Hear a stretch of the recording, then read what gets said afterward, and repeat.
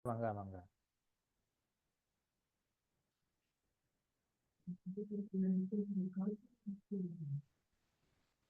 Assalamualaikum warahmatullahi wabarakatuh. Selamat siang kepada narasumber kita siang ini, Bapak Gatot Eka Pramono, STMT, dan kepada para hadirin peserta webinar yang berjudul Persyaratan Teknis Sistem Proteksi Kebakaran pada Bangunan Gedung dan Lingkungan ditinjau dari aspek mekanikal. Yang akan dimoderatorin oleh saya sendiri, Bilkisuri Widyatami STMT, yang merupakan dosen jurusan Teknik Sipil di Universitas Tanri Apeng, Jakarta. Acara ini diselenggarakan oleh Petakom, Perkumpulan Tenaga Teknik Konstruksi Mandiri, dan didukung oleh P3SM. Sebelum penyajian, izin saya menyampaikan beberapa terkait dari webinar ini. Untuk penyampaian materi oleh Pak Gatot akan disampaikan sekitar 60 menit ya Pak Gatot ya.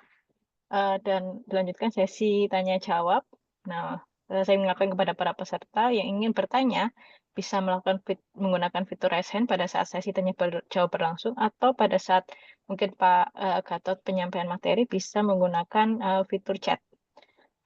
Dan untuk peserta yang ingin mendapatkan sertifikat dan materi harus daftar terlebih dahulu di srtf.p3sm.or.id. Dan untuk sertifikat dan materi akan muncul pada saat kegiatan ini selesai. Jadi diharapkan kepada para peserta mengikuti kegiatan hingga akhir. Kita masuk ke sesi pemaparan materi oleh Pak Gatot, Kapramono STMT. Ini sudah kedua kalinya ya Bapak ya. Jadi Iya, betul. pembicaraan yang pertama juga saya di moderator, yang kedua ini juga kebetulan juga saya lagi. Saya bicara sekilas mungkin CV dari Pak Gatot. Ini dosen dan akademisi nih di Universitas Ibnu Khaldun Bogor. Juga menjabat sebagai Kepala Lab Teknik Mesin di Universitas Ibnu Khaldun Bogor dan TABG di Kota Bogor untuk pendidikan sarjana dan magister teknik mesin di Fakultas Teknik Universitas Indonesia. Dan saat ini beliau berprofesi selain sebagai dosen di Universitas Ibnu Khaldun, dari tahun 2010 juga menjadi tenaga ahli di PT Buana Desain Arsiplano sejak 2016. Mungkin itu sekilas dari profil Pak Gatot. Mungkin waktu dan tempat saya persilakan untuk penyampaian materi. Silakan Pak Gatot. Oke, terima kasih. Assalamualaikum warahmatullahi wabarakatuh. Salam sejahtera untuk semuanya. Apakah suara saya terdengar dengan baik? Terdengar Bapak? Oke, baik. Saya izin share screen ya, Bu. Ya. Misalnya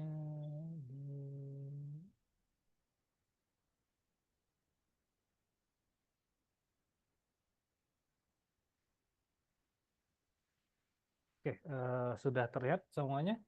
Sudah terlihat Bapak. Jadi pada hari ini saya mencoba membawakan mengenai persyaratan teknis sistem proteksi kebakaran pada bangunan gedung dan lingkungan ditinjau dari aspek mekanikal. Basicnya adalah berdasarkan Peraturan Menteri PU ya nomor 26 tahun 2008, di mana peraturan ini menjadi salah satu atau rujukan wajib bagi kegiatan perencanaan bangunan gedung, khususnya kalau kita mau melakukan pembangunan gedung dan mengurus PBG atau persetujuan bangunan gedung. Pasti jadi rujukan utamanya adalah Permen PU nomor 26 tahun 2008. Isinya apa? Isinya di sini adalah mengenai semua aspek yang dipersyaratkan dalam rangka untuk proteksi kebakaran pada bangunan gedung dan lingkungan. Jadi ada berbagai gedung, maupun rumah, maupun gudang dan sebagainya diatur oleh peraturan ini.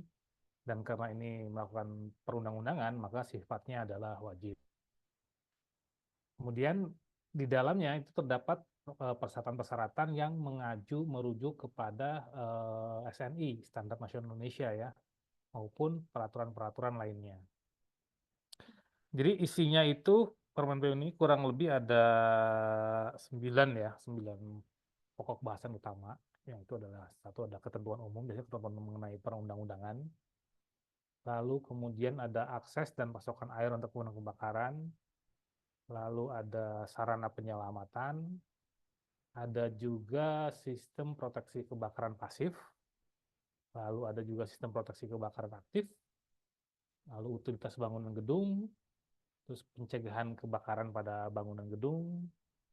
pengelolaan sistem proteksi kebakaran pada bangunan gedung, kemudian pengawasan dan pengendalian. Nah, karena ini merupakan peraturan menteri yang multidimensi, artinya di sini tidak hanya dari di sisi tadi teknikal, tapi juga dari sisi arsitektur, teknik sipil, teknik elektro, maupun manajemen gedungnya. Maka saya di sini membatasi hanya membahas yang berkaitan dengan mekanikalnya saja, sisi mekanikal saja, di mana sisi mekanikal merupakan keilmuan yang saya pelajari dan saya pahami. Jadi dari 9 sebab ini mungkin yang akan saya bahas mengenai adalah akses dan pasokan air pemadam kebakaran, lalu sistem proteksi kebakaran aktif. Jadi hanya 2 dari sekian banyaknya.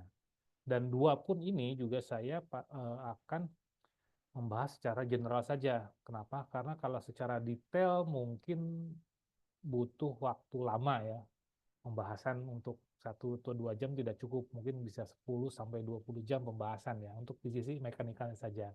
Untuk sisi arsitektur maupun sisi sipil dan elektro itu juga banyak. Jadi saya hanya membahas mengenai sisi mekanikalnya saja, yaitu mengenai akses dan masukan air untuk pemadam kebakaran, kemudian sisi proteksi kebakaran aktif. Akses dan pasukan air untuk pemadam kebakaran. Jadi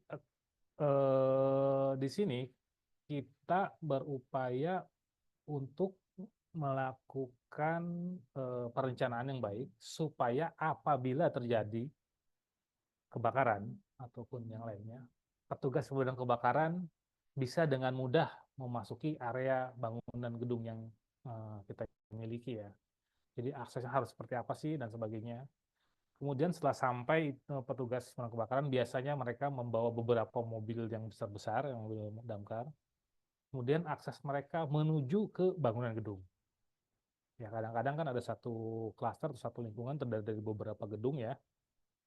Jadi setelah masuk ke lingkungan kita, lalu pemadam kebakaran itu harus diberikan akses untuk masuk ke bangunan gedung. Lalu setelah itu dari bangunan gedung itu pemadam kebakaran juga harus mempunyai akses di dalam gedung, harus lewat mana dan sebagainya. Lalu ada juga penyediaan hidran halaman. Hidran merupakan sumber air ya. Hidran halaman berarti sumber air yang ada di halaman khusus untuk pemadam kebakaran. Akses petugas pemadam kebakaran ya. Kalau menurut Menteri Permentan itu penjelasannya banyak sekali, ada ukuran dan sebagainya ya. Itu nanti silakan ibu-ibu atau bapak-bapak silakan dibaca di permen tersebut, ada jelas detail dan sebagainya. Di sini saya hanya selayang pandang aja sama sekalian memberikan satu pengetahuan umum ya mengenai apa itu akses petugas pemadam kebakaran, apa saja yang sudah ditentukan. Jadi akses pemadam kebakaran lingkungan adalah bagaimana si pemadam kebakaran, khususnya mobil pemadam kebakaran bisa masuk dan mendekati ke gedung yang terbakar. Itu ya. Jadi syarat yang pertama adalah lebar jalan itu harus minimal 4 meter. Jadi lebar jalan itu harus minimal 4 meter supaya mobil pemadam kebakaran bisa masuk. Lalu parkir di mana? Disediakanlah tempat parkir pemadam kebakaran atau hard standing ya. Ukurannya itu kurang lebih 6 kali 15 meter. 6 kali 15 meter ini selain harus ada lahan seluas untuk parkir mobil pemadam kebakaran, juga harus diberikan lapis perkerasan. Jadi harus dibeton atau dilakukan lapis perkerasan sehingga mobil pemadam kebakaran bisa parkir dengan baik dan tidak amblas. Kenapa? Karena mobil pemadam kebakaran itu beratnya itu bisa di atas 40 ton. Jadi kita wajib memberikan lapis perkerasan terhadap tempat parkir mobil pemadam kebakaran. Jadi yang bisa menampung minimal itu 46 ton berat kendaraan. Ya. Jadi selain jalan akses ke kebakaran yang lebarnya 4 meter, kita juga harus menyediakan tempat parkir kebakaran atau lapis perkelatan. Kemudian posisinya di mana? Posisinya adalah paling dekat itu tidak lebih dari 2 meter dari bangunan gedung. Paling dekat itu. Ya, jadi diusahakan sedekat mungkin, tapi tidak boleh sejauh juga. Nanti ada juga persyaratan yang lainnya. Kemudian ada juga nanti contoh kenapa harus lapis perkasan dan ukurannya 6x15, karena ini contoh ada mobil Skylift ya, dari Bronto Skylift yang punyanya DKI Jakarta. Ini ada mobil pemadam kebakaran yang bisa meraih ketinggian sampai dengan 104 meter dengan berat kurang lebih 40 ton lah, 40 atau 50 ton juga saya kira itu. Nah, kita harus menyediakan tempat parkir untuk ini, khususnya untuk bangunan gedung tinggi. Ya, jadi di saat terjadi kebakaran seperti kemarin terjadi itu kebakaran di gedung Glodok ya, kalau nggak salah ya, di Atrium Glodok atau apa. Mobil ini ke sana dan bisa parkir, dan dia bisa meraih sampai ketinggian 104 meter. Jadi bisa menyemprotkan air 104 meter dan bisa juga melakukan evakuasi.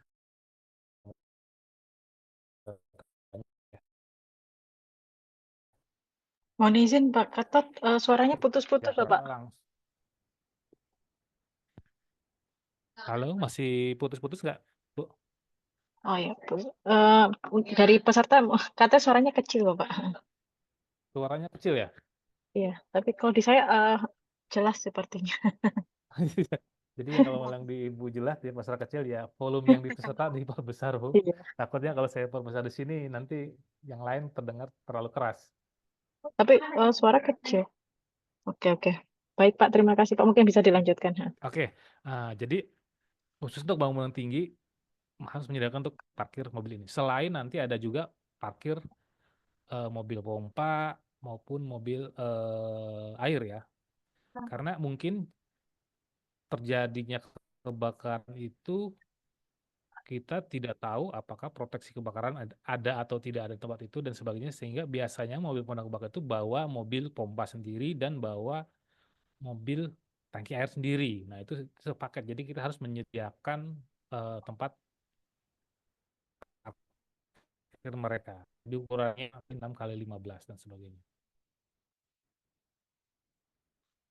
Lalu ada juga akses petugas bahkan ke bangunan gedung. Jadi kalau bangunannya misalnya bangunan gudang dan lain sebagainya yang pintunya itu relatif sedikit, maka harus disediakan akses pemadam kebakaran ke bangunan gedung tersebut.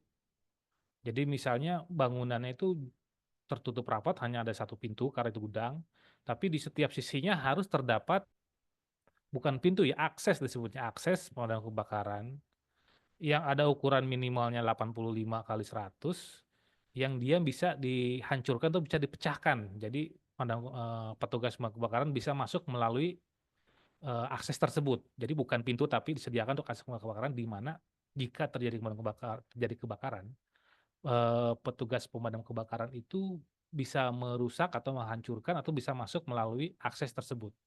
Di sini ada ketentuannya, ukurannya berapa kali berapa dan sebagainya, bahannya juga ada dan sebagainya. Nanti untuk lebih detailnya bisa dibaca di permennya. Di sini saya hanya menampilkan bahwa ada akses pemadam kebakaran ke bangunan gedung selain dari SAF. Nanti kita bahas mengenai SAF juga. Nah, lalu ada juga SAF kebakaran. Nah, ini SAF kebakaran. Kita sebutnya kalau di peraturan SAF kebakaran, tapi kalau teknis biasanya kita sebut dengan tangga kebakaran atau pintu darurat atau emergency exit. Namun di sini ini kita harus mempunyai istilah, yaitu ada disebut dengan SAF kebakaran. Kenapa? Karena berbeda dengan tangga darurat atau emergency exit, SAF kebakaran itu memiliki syarat-syarat tertentu. Ya, jadi biasanya SAF kebakaran itu dia terdiri dari 4 ruang, yaitu tangga untuk pemadam kebakaran itu sendiri, tangga exit, tangga kebakaran. Kemudian ada lobi untuk pemadam kebakaran, ya kita sebut juga smoke stop lobby ya. Lalu ada lift untuk pemadam kebakaran. Jadi satu SAF ini terdiri dari tiga ruangan itu ya. Satu tangga kebakaran, satu lobi untuk pemadam kebakaran atau smoke stop lobby ya. Lalu lift untuk pemadam kebakaran.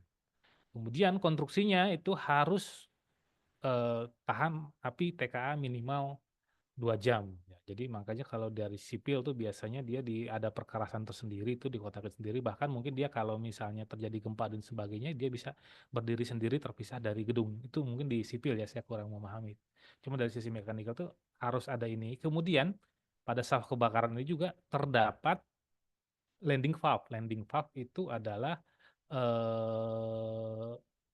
valve untuk seperti kayak hidran halaman. Jadi ada valve-nya supaya nanti petugas pemadam kebakaran bisa menggunakan air yang berada di saf kebakaran. Kenapa disebut di saf kebakaran? Agar jika saat terjadi kebakaran, si petugas pemadam kebakaran itu bisa mengambil air dengan cara menghubungkan selang yang mereka bawa ke landing valve yang ada di saf kebakaran. Karena landing valve itu aman dan dia tahan terhadap api TKA 2 jam dan memiliki pressurized fan. Nanti kita bahas dengan pressurized fan-nya. Jadi dia ada smoke stop lobby-nya, ada tangga kebakarannya yang diberikan udara bertekanan.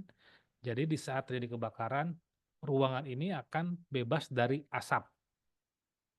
Itu ya, itu kita sebut dengan saf kebakaran. Bangunan apa aja yang mewajibkan harus ada saf kebakaran? Ini ada contoh-contoh yang mewajibkan ya. Yang pertama adalah bangunan jika memiliki tingginya di atas 20 meter. Mohon maaf Bapak Gatot, saya potong sebentar ini karena banyak peserta yang ternyata tidak terdengar Bapak. Tidak terdengar ya? Iya, Tapi Ibu kedengar, Bu? saya terdengar. Apa mungkin input ini Pak, input apa namanya mikrofonnya Pak, Pak. Atau Ini mungkin saya dibesarkan suara ininya. Oh, coba heeh, saya cek lagi ya, Bu ya, sebentar. iya. Mungkin Bapak Ibu coba Bapak Gatot nanti peserta apakah Cek, terdengar suara Pak Gatot? ah, Bagaimana peserta? coba cek lagi, cek sound, terdengar suara saya? Terdengar Bapak Ibu? Terdengar cuma agak kecil katanya Bapak. Heeh. Kecil ya, sebentar Bu, saya Heeh. pindahin coba, nggak pakai headset coba ya. Mm-mm. Sebentar.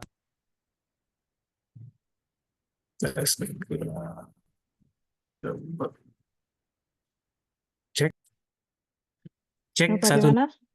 Bagaimana Bapak Ibu? Apa sudah terdengar? Dengar normal katanya Pak. Sudah. Sudah Sudah terdengar? normal ya? Yang lain bagaimana? Apa sudah terdengar? Yang lain apa kok sudah terdengar? Oh, sudah Pak. Oke, sudah Pak. Oke, kalau gitu saya lanjut ya. Ya, Ya, heeh. Ibu.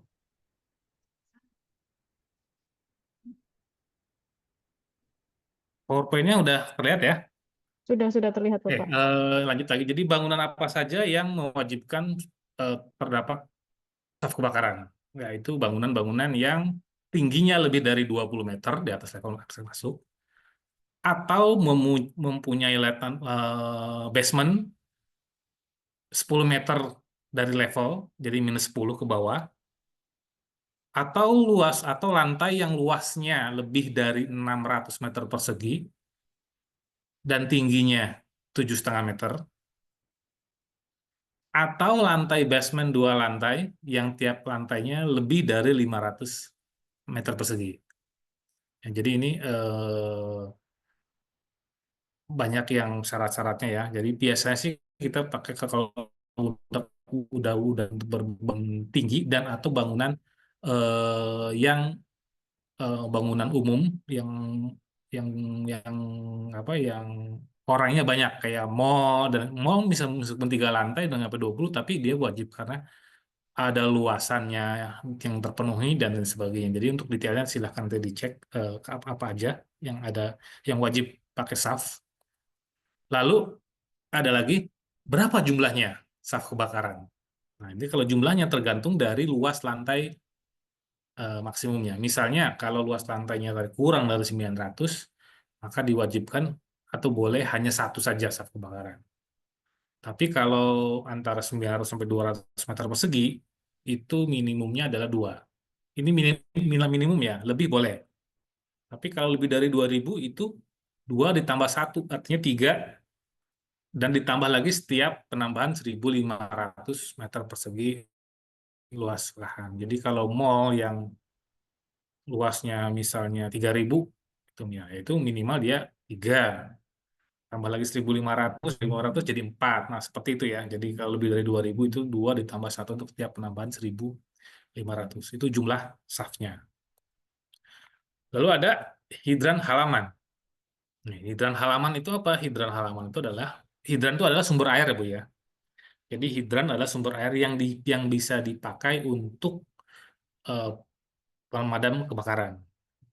Jadi ada yang namanya hidran kota. Jadi kalau Bapak Ibu di pinggir jalan suka kelihatan ada hidran ya yang warna merah biasanya, nah itu bukan hidran kota yang disuplai oleh pemerintah kota. Biasanya air dari PDAM yang dimana jika terjadi pemadam kebakaran, hidran tersebut dijadikan sumber air untuk dipakai oleh pemadam kebakaran. Jadi ada hidran kota.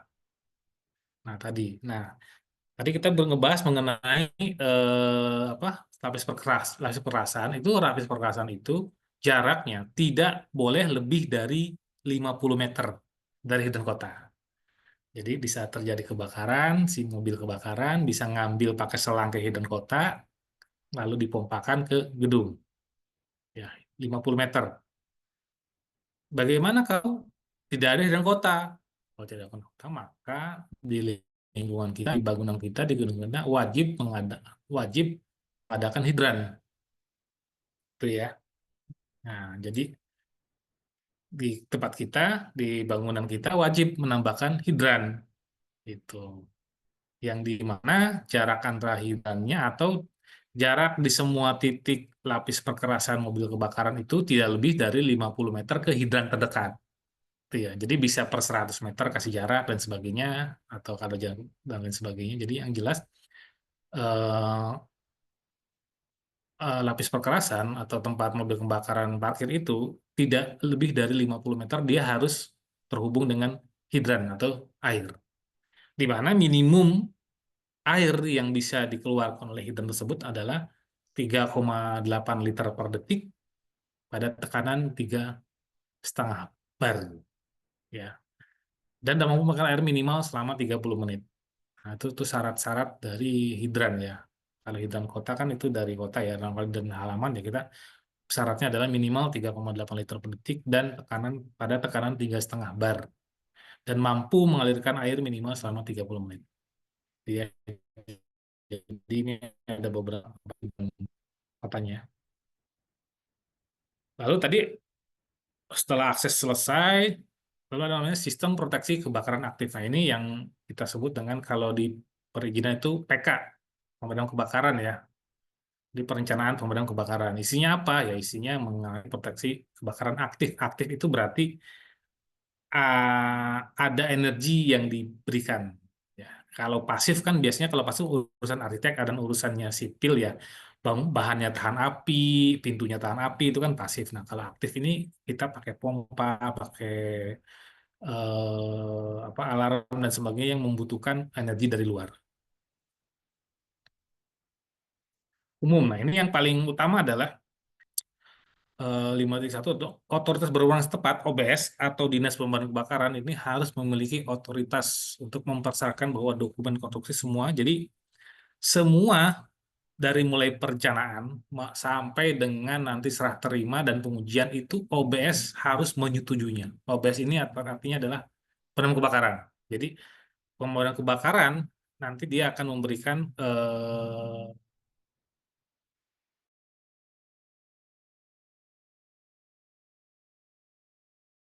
sesuai dengan apa yang dipersyaratkan oleh dinas terkait. Nah, jadi yang paling penting adalah kita dapat rekom dari OBS ini, dari rekom dari dinas kebakaran. Kenapa? Karena mereka nanti yang akan meninjau potensi kebakaran kita dan mereka memberikan saran. Tambah ini, kurang ini, tidak usah pakai ini, harus pakai ini dan sebagainya. Karena nanti kalau pun terjadi kebakaran yang mudah-mudahan tidak terjadi, yang datang kan mereka yang datang dan mereka yang akan memanfaatkan semua peralatan-peralatan yang dalam hal untuk pemadam kebakaran. Jadi ini penting ya perizinan dari OBS atau dari Dinas Pemadam Kebakaran. Yang pertama adalah sistem pipa tegak. Ya, ini sistem pipa tegak ini diatur di sini oleh SNI 03 1745 2000 Jadi di situ ada tata cara perencanaan dan penguasaan sistem pipa tegak dan selang dan sebagainya. Pipa tegak itu apa? Pipa tegak itu adalah pipa yang berdiri tegak, yang tadi saya bilang, yang isinya air bertekanan dengan jumlah air tertentu, tekanan tertentu, dan valve-valve tertentu yang dipakai di saat terjadi kebakaran oleh Dinas Pemadam Kebakaran. Ya, oleh Dinas Pemadam Kebakaran. Nah, adanya di mana nanti biasanya adanya di saf kebakaran biasanya. Apa aja yang wajib ada pipa tegaknya? Kalau tadi ada wajib saf kebakaran, ini ada lagi wajib pipa tegak. Yaitu lebih dari 3 tingkat di atas tanah. Jadi 3 lantai wajib, atau lebih dari 15 meter di atas tanah, atau lebih dari 1 tingkat di bawah tanah, atau lebih dari 6 meter di bawah tanah. Ini wajib, wajib ada pipa tegak. Lalu gedung bertingkat harus dilengkapi seluruhnya dengan pipa tegak. Untuk detailnya pipa tegak itu tipe-tipenya dan sebagainya itu ada lagi pembahasannya di SNI tadi lebih jelas, tipenya ini dan sebagainya itu ada panjang lagi penjelasannya. Namun pipa tegak itu nanti adalah pipa tegak yang ada valve-nya yang nanti akan digunakan di saat terjadi kebakaran oleh dinas kebakaran. Biasanya dia ada solokannya, kita sebut dengan landing valve, ukurannya 2,5 inci. Tuh. Lalu ada lagi sprinkler otomatis. Nah, sprinkler otomatis kan biasanya ada di kalau kita di hotel atau di gedung-gedung umum atau di mall ya, ada di atas plafon, di atas plafon itu ada yang warna merah tuh. Itu ada sprinkler otomatis di mana sprinkler ini dia akan mengeluarkan air di saat terkena panas. Jadi begitu panas, sumbatnya meledak, kena panas, maka akan keluar air. Nah, itu ada sprinkler otomatis. Kenapa otomatis ya? Karena dia sensitif terhadap panas. Ini juga wajib. Ini eh, harus dipasang tergantung dengan jenis huniannya. Nanti juga ada banyak persyaratannya sekali, apa yang wajib dan sebagainya. Nanti silakan dibaca karena ada banyak-banyak sekali persyaratan yang tidak bisa kita bahas di sini karena sangat banyak sekali dan panjang. Kemudian pemasangannya harus sesuai dengan SNI. Jadi ada SNI juga yaitu 033989/2000 atau oleh baru. Nah, sebagai rujukannya juga itu menggunakan rujukan FPA 25, NFPA 135 dan NFPA 13T ini standarnya penyanyi Amerika. Rujukannya ke sana selain dari SNI. Kemudian ada juga pompa pemadam kebakaran. Tentu saja sprinkler kan harus butuh air bertekanan, pipa tegak juga harus butuh air bertekanan. Dari mana air bertekanan itu? Ya ada namanya pompa kebakaran. Pompa kebakaran adalah di saat pompa yang memberikan suplai air di saat terjadi kebakaran. Nah, ini juga ada SNI-nya, yaitu 036570/2001 mengenai instansi pompa dan sebagainya. Lalu izinnya itu juga harus memenuhi ketentuan yang dikeluarkan oleh OBS atau kebakaran. Nah, ini contoh-contoh ke ini ya, ke pompa kebakaran. Itu secara garis besar itu ada pompa kebakaran itu ada dua. Mereka itu harus memiliki dua pompa yang memiliki dua sumber energi yang berbeda. Seperti kita lihat di yang gambar kiri, itu ada dua ya. Paling kiri itu ada dua, warna merah sama warna merah. Yang paling kiri itu dia pompanya digerakkan oleh mesin diesel. Terus yang merah atau tengah itu dia oleh listrik. Jadi ada yang pompanya digerakkan mesin diesel, satu lagi pompanya digerakkan oleh elektrik, oleh motor listrik. Lalu gambar sebelah kanan kok Pak di belakang dua-duanya adalah elektrik. Boleh dua-duanya elektrik. Asal memiliki dua sumber yang berbeda. Jadi yang satu itu dari PLN listriknya, yang satu lagi dari genset emergensi. Jadi di saat terjadinya kebakaran dan nggak ada listrik dari PLN, pompa tetap bisa berjalan karena bisa menggunakan listrik dari genset. Sedangkan kalau yang gambar kiri itu langsung dari dieselnya. Jadi dieselnya nyala di saat semua listrik mati. Nah, jadi pompa kebakaran ini harus tetap nyala dan mensuplai air ke pipa tegak dan ke sprinkler. Lalu berapa jumlah air yang harus disediakan dan sebagainya. Nah, itu ada penyediaan airnya itu juga ada standar SNI-nya juga tadi mengenai 03 2000. Jadi ada hitungannya. Misalnya kalau kita dihitung bahwa bangunan ini, sprinklерnya ini, peletakannya ini membutuhkan jenis pompa yang kapasitasnya anggaplah 750 GPM misalnya, 750 galon per menit, kurang lebih seperti itu. Nah, dari 750 galon per menit itu dipersyaratkan ini pompa harus bisa menyala dan mensuplai air minimal 45 menit. Ya, maka dihitung aja 750 kali 45 menit. Ya kurang lebih ada 150-an meter kubik ya. Saya juga nggak hafal berapa ya. Jadi ya itu minimal air reservoir air yang harus tersedia di bangunan itu supaya bisa memenuhi syarat. Mudah-mudahan sebelum waktu itu, sebelum airnya habis, kebakarannya sudah berhasil ditanggulangi, atau sebelum airnya habis, petugas pemadam kebakaran sudah datang dan bisa bisa menambahkan suplai air dan lain sebagainya dari tempat lain atau dari hidran kota. Itu ya. Jadi ada penyediaan airnya, ada pompanya dihitung, lalu pipa tegaknya jumlahnya juga dihitung dan lain sebagainya, sprinkler juga semua dihitung. Hitung-hitungannya ada nanti di Permen PU ada sedikit dan sisanya ada di SNI dan peraturan-peraturan lainnya. Lalu ada juga alat penolak keringan APAR. Nah, ini persyaratan umumnya SNI juga 03, 3987, 95 mengenai APAR. Nah, APAR ini biasanya lebih gampang diinstalasi ya, karena kita bisa beli satuan, lalu disesuaikan dan sebagainya, tapi tidak sembarangan juga. Ada syarat-syaratnya dan ketentuannya. Yaitu tadi di SNI 03, 3987, 995 ada. Bangunan-bangunan seperti apa sih yang disyaratkan? Misalnya perawatan kesehatan disyaratkan iya, apartemen rumah susun iya, hunian bisnis iya, hunian rumah tinggal satu atau dua keluarga tidak. Jadi kalau kita rumah satu atau dua keluarga ya tidak perlu. Tapi kalau hunian pendidikan perlu, hotel asrama itu perlu dan sebagainya, dan lain sebagainya dan lain sebagainya. Ini jenis eh, huniannya. Lalu ukurannya, ada juga nih ukurannya. Ada yang per meter persegi, ya, ada yang per feet, ada yang per berapa. Nah, yang paling sering dipakai adalah nih, jarak tempuh maksimum ke apar adalah 23 meter. Jadi, di satu titik dimanapun kita berada, apar yang paling jauh itu adalah 23 meter. Itu ya. Jadi kita bisa menentukan posisinya, yang penting jarak tempuh maksimum ke apar itu adalah 23 meter. Jadi ditaruh posisinya di mana aja 23 meter.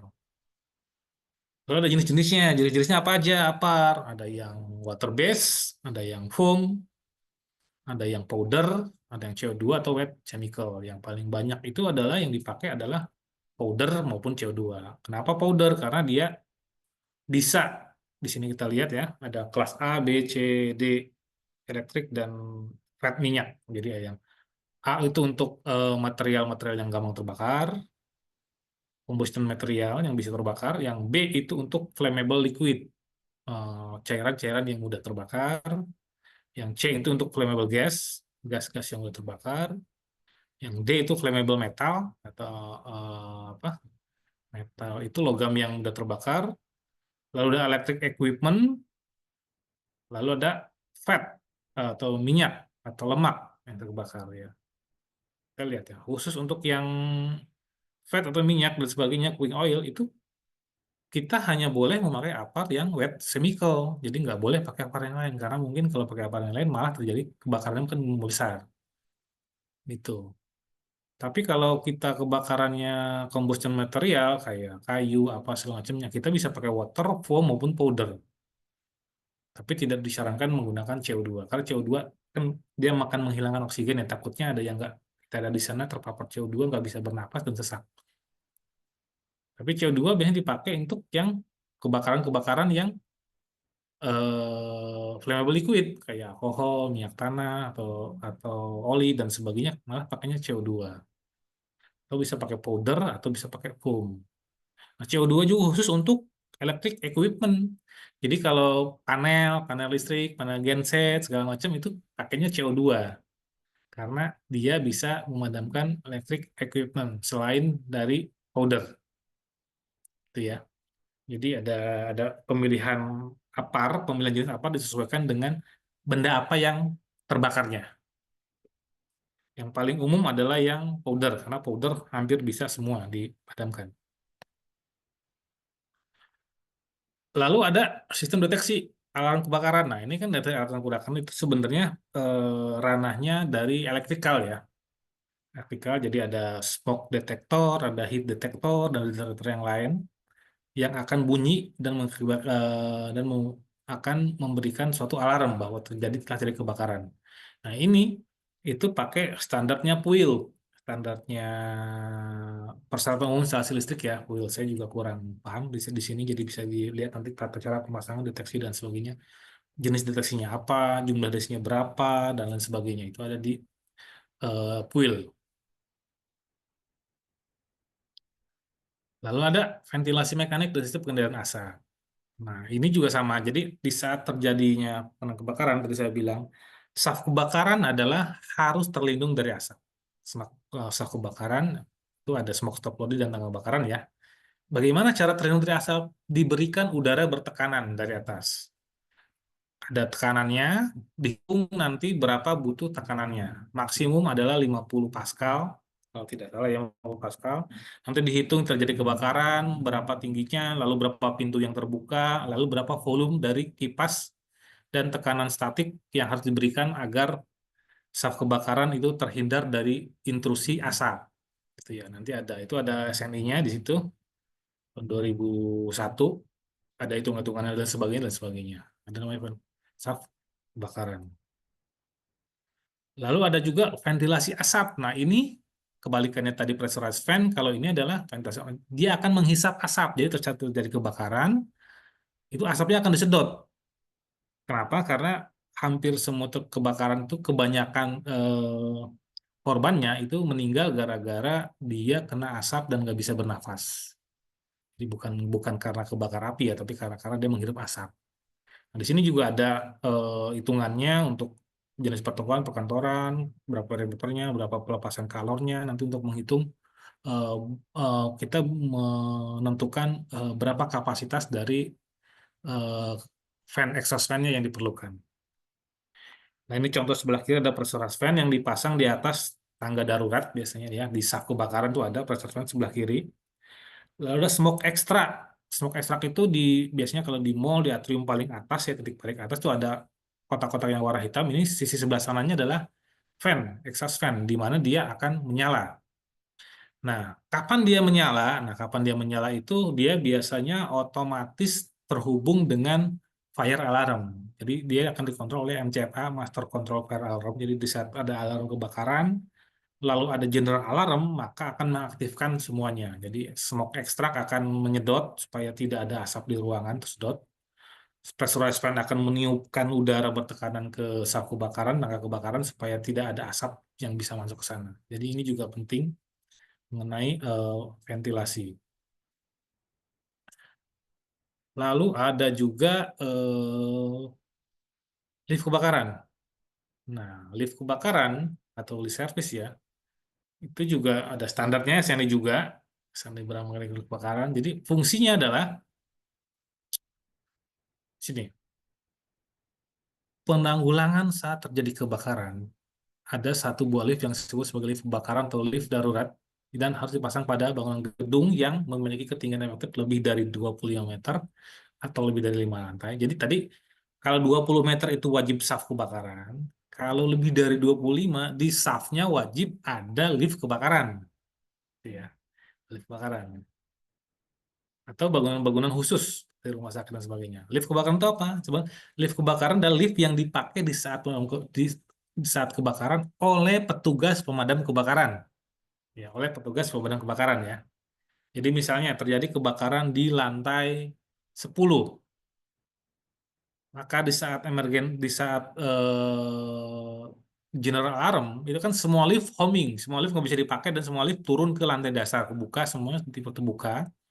Nah, petugas pemadam kebakaran daripada dia naik tangga lama, dia bisa menggunakan lift kebakaran ini untuk naik ke lantai 9 atau lantai 11. Jadi kalau kebakaran lantai 10, biasanya petugas kebakaran ke lantai 9 atau ke lantai 10.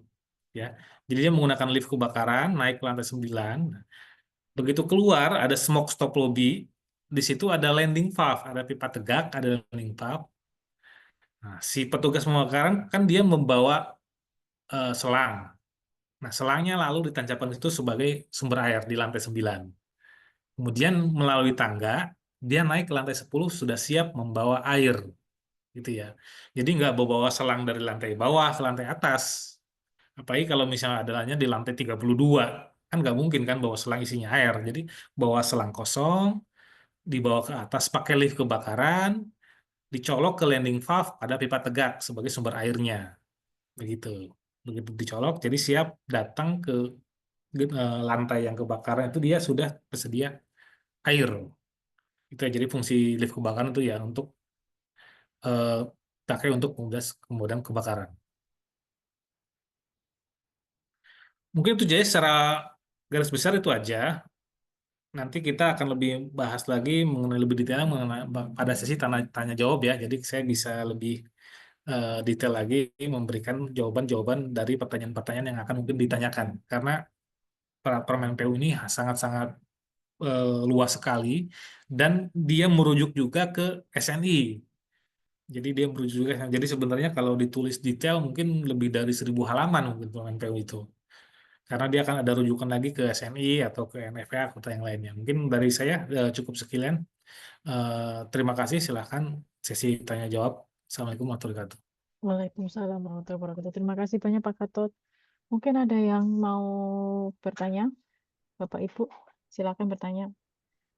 Mungkin saya yang mengawali pertanyaan ya, Pak Gatot nih. Tahu. Saya penasaran nih Pak, kalau yang sprinkle sama smoke detector tuh sebenarnya harus perlu cek berkala nggak sih Pak?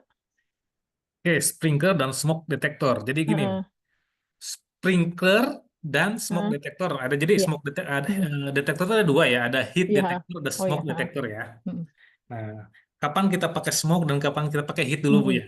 mm, S- Yang paling utama mm, dipasang adalah yang smoke detector, mm, kecuali di tempat-tempat yang tidak memungkinkan. Misalnya di mm, tempat parkir. Kalau pakai smoke, makan bunyi terus mm, kan. mm, Lalu mm, di dapur, kitchen. Kalau pakai smoke, maka dia akan nyala terus. Jadi nyala terus. tempat-tempat itu diganti dengan heat detector. Mm, Kemudian apa itu sprinkler?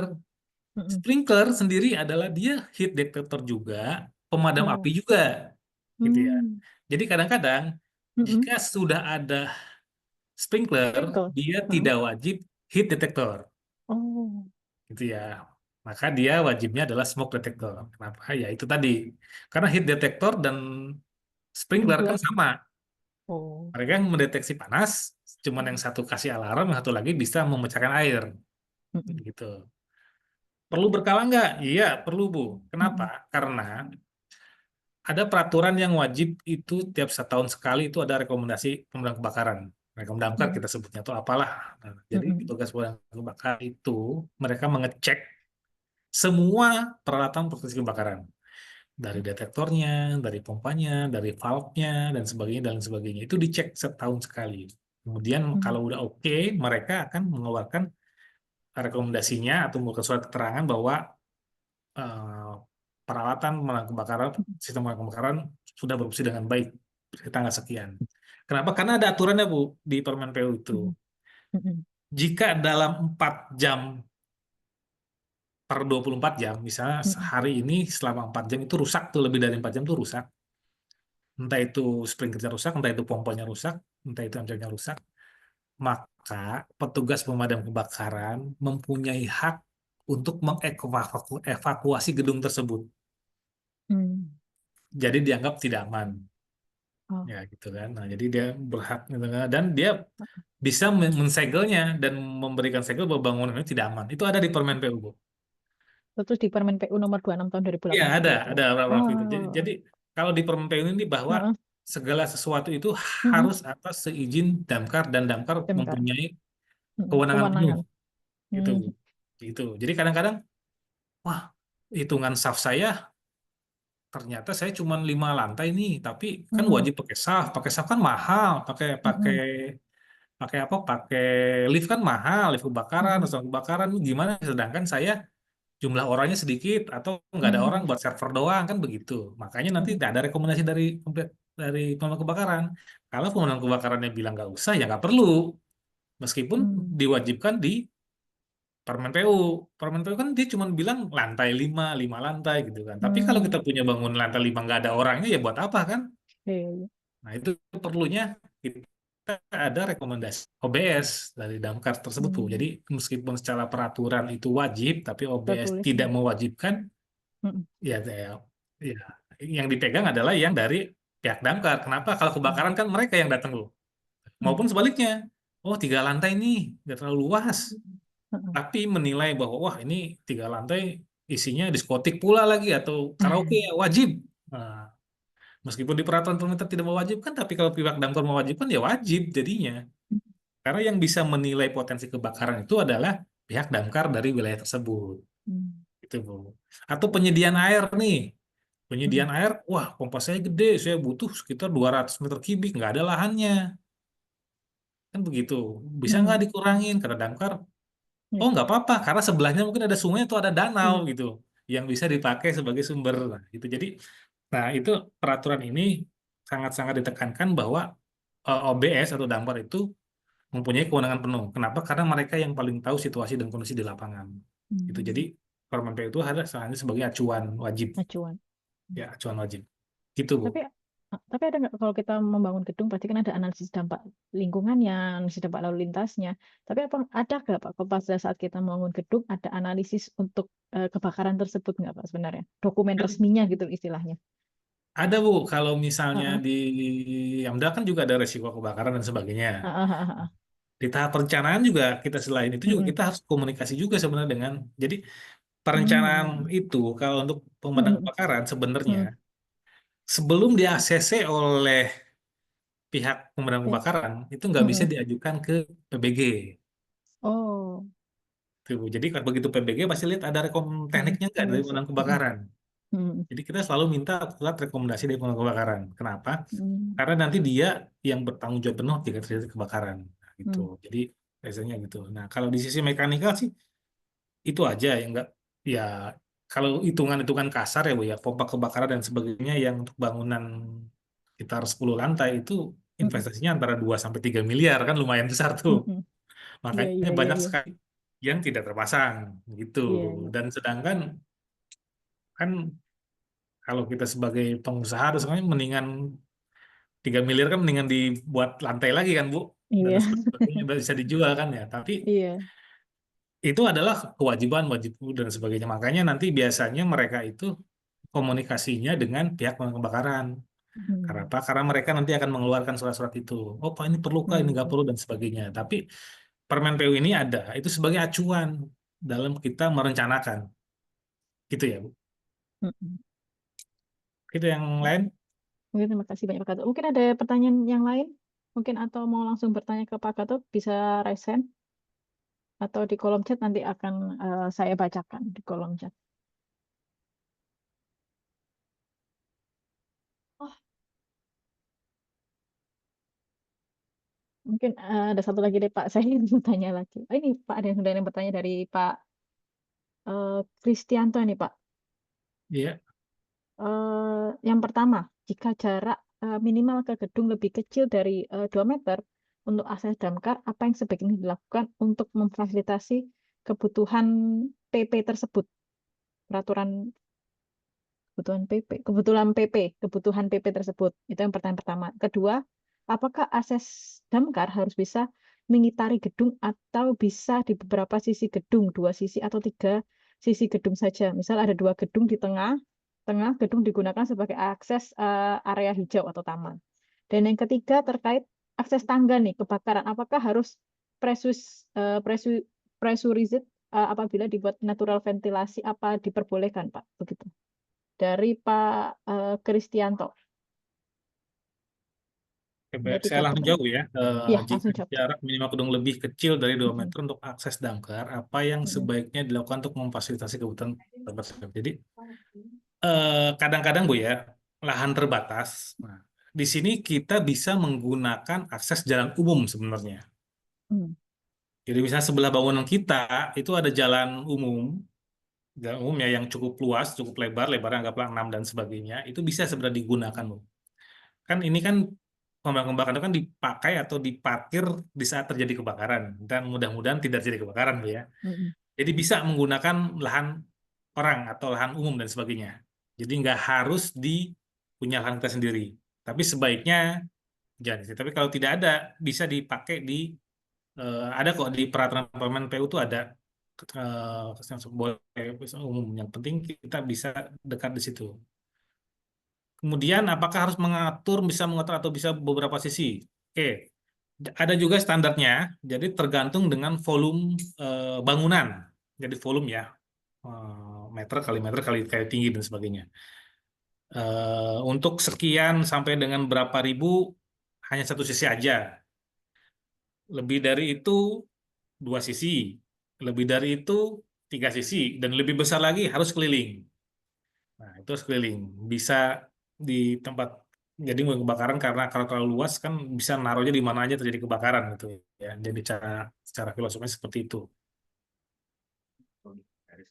Jadi Dan hitungannya posisinya tergantung dengan volume. Nanti ya, di permen PU ada.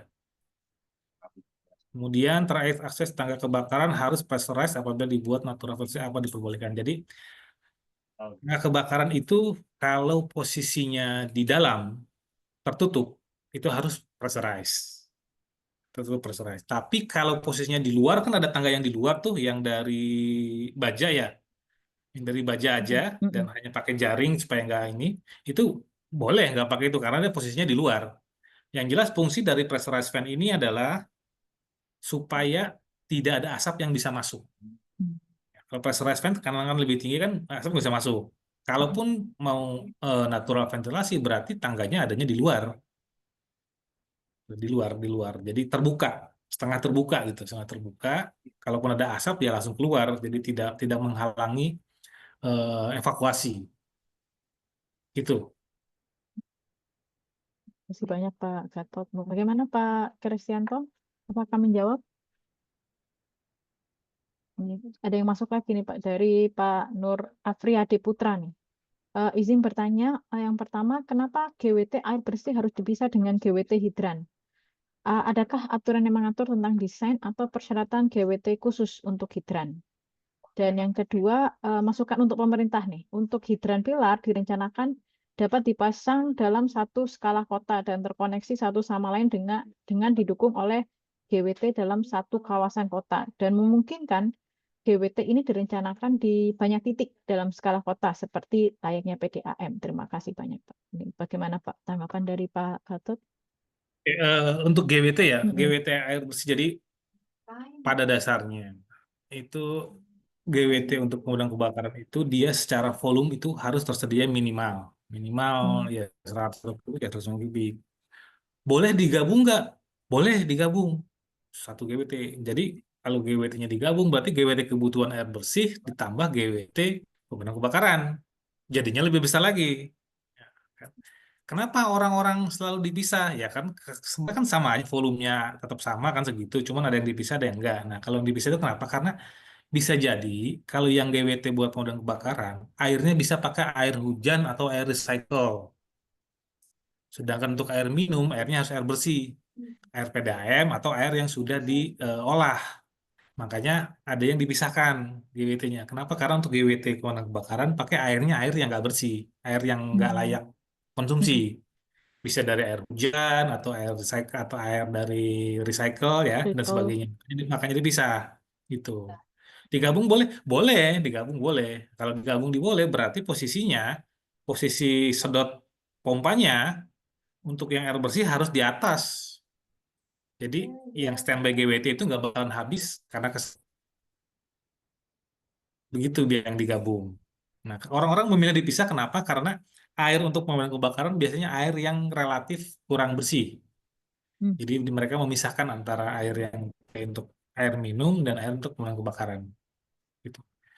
Lalu untuk pemerintah sebenarnya ada peraturan perundang-undangan juga yang mewajibkan suatu kawasan kota itu memiliki hidran kota. Mm. Ada peraturannya. Memang tidak semua kota bisa. Kenapa? Karena Mm. biasanya hidran kota itu gabung dengan PDAM Oh. dengan PDAM. Nah, ada beberapa kota yang nggak ada jaringan PDAM-nya, gitu. Ada beberapa yang nggak ada jaringan. Nah, untuk beberapa yang ada jaringan PDAM-nya, ada peraturan wajib. Mereka mewajibkan di tiap-tiap kawasan disediakan hidran kota, disebut hidran kota.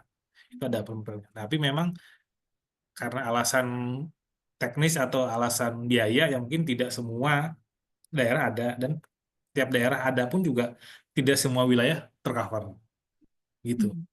Tapi ada beberapa sebenarnya kita bisa mengajukan ke pemerintah, bersurat kepada Kementerian PU mengenai hal itu. Kita bisa karena memang udah ada peraturannya. Apalagi kalau di tempat kita sudah ada saluran PDAM. PDAM-nya dan penduduknya padat, itu bisa. Oke, ada lagi pertanyaan? Ini ada lagi yang bertanya dari Pak Sofiar. Mau bertanya, ada ketentuan atau acuan menentukan kap pompa, Pak, dan kap GWT-nya? Ya ada Bu. Pak, ini tadi ada apa? Ada SNI-nya ya. Nanti kan di itu ada saya sebutkan SNI-nya. Nanti Bapak cari aja SNI-nya. Kenapa? Karena biasanya tadi pompa itu pertama kan kita akan menentukan pompa. Pompa itu ditentukan oleh berapa jumlah banyak pipa tegak, berapa banyak sprinkler kita tentukan pompa. Sebagai acuan basicnya minimal itu di 500 GPM. 500 GPM minimalnya plus tambah satu lagi kalau ada tambah pipa tegak. Jadi kalau pipa tegaknya satu itu 500, pipa tegaknya dua 750, pipa tegaknya tiga 1000 dan maksimum di 1250. Itu pipa tegaknya. Tinggal dihitung aja GWT-nya ya kali 45 menit. Berapa butuh airnya? Gitu. Lalu ada pertanyaan lagi, boleh nggak satu GWT itu, satu pompa itu dipakai untuk beberapa gedung? Boleh, selama gedungnya terpisah. Jadi kalau gedungnya satu kawasan terdiri dari 5 tower, misalnya ada 5 tower A, B, C, D apartemen, di tengah-tengahnya ada GWT pompa satu, boleh. Karena kita dianggapkan bahwa tidak mungkin kejadian semua tower terbakar barengan. Jadi dibakar. Paling satu tower doang, kan begitu. Jadi dihitung, oh ternyata cuman butuh satu tower cuman butuh dua pipa tegak karena hanya ada dua saf kebakaran, dua pipa tegak, maka hanya butuh 750 GPM.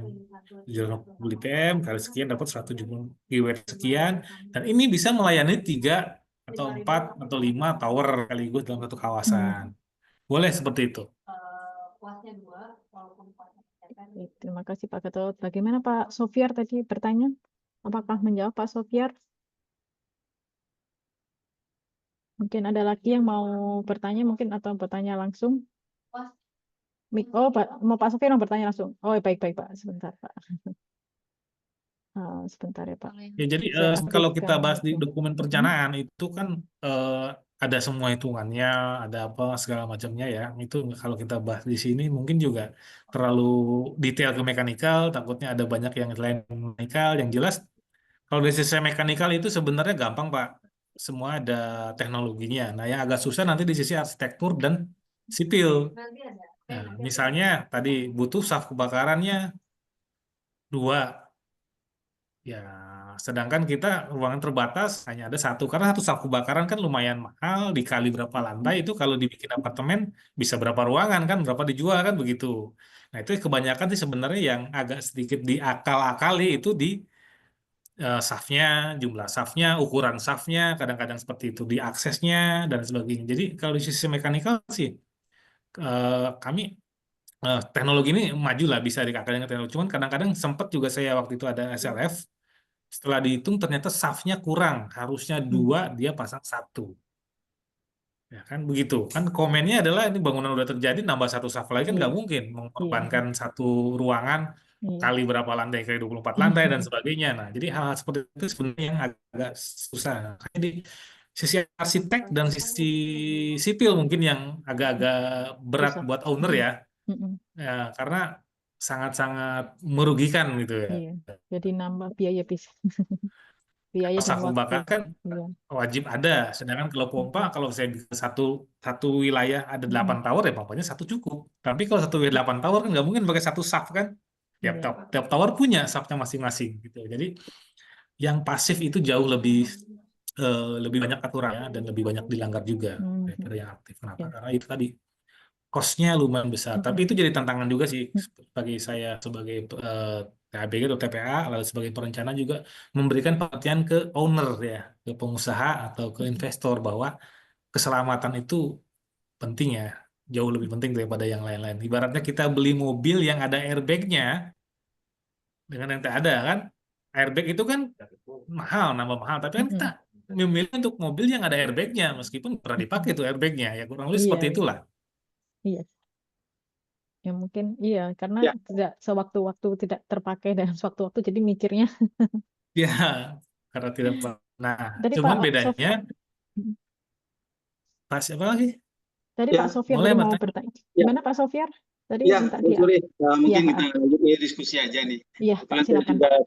PBG juga di beberapa daerah kabupaten kota ya. Kita Ya, memang kesulitan untuk menerapkan regulasinya ya, Permen PU terhadap betul. keselamatan kebakaran. Memang menyangkut terhadap biaya untuk pengadaan pompa, instalasi maupun equipmentnya, karena untuk standar kebakaran sendiri ini kan NFPA, standar Amerika sana. Artinya palap-palapnya pun harus ditentukan Ya, dengan kapasitas yang minimal 16 kilo ya. ya. Nah, di sini memang untuk budgeting dari penganggaran perencanaan itu memang rasanya memang agak sulit menegaskan. Namun karena memang ada undang-undangnya, memang kesulitan kita di lapangan nih untuk Mana kalau catnya diganti spidol, Bu? kita Plus Messi. kalau memang ada regulasinya, Pak Gatot ya. Contohnya SNI-nya berapa? Artinya gini, dalam kapasitas dalam ketinggian bangunan tadi 20 meter ke atas atau 3 lantai ke atas kita wajibkan. Kalau kita sudah wajib mau tak mau PBG-nya nggak keluar kalau tidak ada desain terhadap pemadam kebakaran. Nah, memang ini kalau udah ada regulasi artinya harus diikutin karena perizinan PBG ini memang sebagai sekarang acuan untuk desain ya, diterima atau tidak terimanya desain tersebut. Nah, itu. Terus memang ada ini juga nih, kalau saya pernah dengar itu dapat edukasi juga kapasitas mengenai GWT tadi, ada nih jarak antara bangunan dengan dinas pemadam kebakaran. Iya, ada. Dibagi dengan kapasitas pompa. Apakah benar itu atau enggak ini Pak Gatot? Ini kita diskusi nih. Oke, baik. Jawab bentar Pak ya. Ya. Semua peraturan ada, masalah adalah penerapannya. Iya. Ya, kadang-kadang tadi kita mewajib, makanya kalau saya sebagai PA ya Pak ya, yang untuk PA. mengesahkan PBG, itu saya lihat ada rekomendasi atau tidak Pak. Tanggung jawab itu kan ada sebenarnya di tugas pemadam kebakaran. Jadi kalau pemadam kebakaran yang merekomendasikan tidak perlu ada hidran, cukup Pak, dan sebagainya, yaitu yang saya pegang Pak. Gitu. Jadi kan karena peraturan pun juga mengharus persetujuan dari pemadam kebakaran. Itu satu. Cuman kadang-kadang ini kejadian nyata. Saya waktu PBG eh, bangunan 4 lantai Pak. Rekom Ya. damkarnya ada dan tidak perlu hidran. Lalu saya cek isi rekom damkarnya Ya. 3 lantai, padahal dia ngebangun bangunan 4 lantai. Nah ini kejadian seperti itu, Pak. Jadi ada juga yang curang-curang seperti itu. Ya, Ya, artinya mungkin dinas pemadam kebakaran kota masing-masing pun apakah berbeda rekomendasinya nanti terhadap nah standarnya kan? bisa Pak, bisa berbeda Pak, karena tergantung SDM juga. Cuma kalau saya di PPG, saya harus biasanya memberikan saran sesuai dengan persyaratan ini, persyaratan itu. Jadi di saat saya rasa dari pemadam selalu memberikan catatan note. Tuh, jangan sampai nanti terjadi hal-hal yang tidak-tidak dicari usut-usut. Saya kena kan begitu kan. Oh, Makanya saya yang selalu mengeluarkan kasih izin. Nah, ya, saya selalu kasih note kalau ini kurang dan sebagainya sebagainya gitu. Satu. Kemudian ada nggak jarak? Ada Pak, betul Pak. Makanya tapi secara peraturan ya Pak ya. Jadi kalau peraturan kan kita nggak pernah tahu damkar itu jauh atau tidak, dekat atau tidak.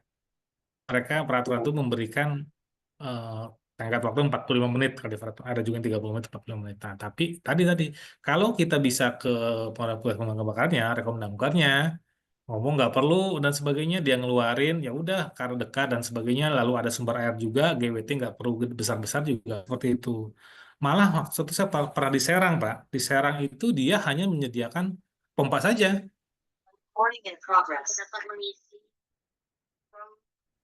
sungai besar. Ya, jadi dia Ya. bisa nyedot air sungai di saat terjadi kebakaran gitu. Tapi untuk hidran itu boleh seperti itu. Nanti justru itu yang utama adalah dia tadi rekomendasi teknis dari Dinas Pemadam Kebakaran setempat. Makanya bunyi peraturannya pun seperti itu. Oke, siap. Cuma sedikit nih Pak, mengenai Baru ya. ini Pak, rekom perencanaan. Jadi pas saat sidang PBG memang harus ada rekom dari Dinas Pemadam Kebakaran dulu untuk perhitungan atau DED Ya, dari mengenai ininya Pak ya, mengenai hidrannya atau ya sprinklernya. betul. Ya, Oh, ya betul karena Pak. Harus selama ini ada rekom dapur dulu Pak. biasanya pas pengujian aja keluar sertifikat layaknya dipakai hidran atau enggaknya atau ada catatan dari Dinas Pemadam Kebakaran. Waktu perencanaan kita belum pernah minta rekom dari Dinas Pemadam Kebakaran nih Pak Gatot.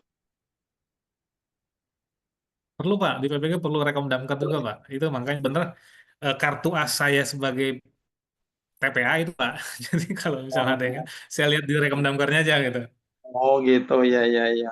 Karena Justru yang eh, biasanya ini yang kan jadi kartu as mas, yang berlindung ya dari rekom damkar itu Pak. bukan saat ini ya, bukan untuk SLF-nya ya, bukan untuk Iya, SLF pembangunan ada tersebut. tahunan, Pak, hasil pengecekan tahunan ya. Ya, Kalau ini ada rekom teknis hukum eh, teknis dari rekom desain ya. Hmm. desain. Ya, baik Pak Gatot, terima kasih atas ininya waktu kesempatannya ya. Ya Bu Sri Ya, ya. Terima kasih. sama-sama. Mangga, silakan Ya, yang lain. terima kasih banyak Pak Sofyan. Mungkin ada lagi yang mau bertanya ke Pak Gatot?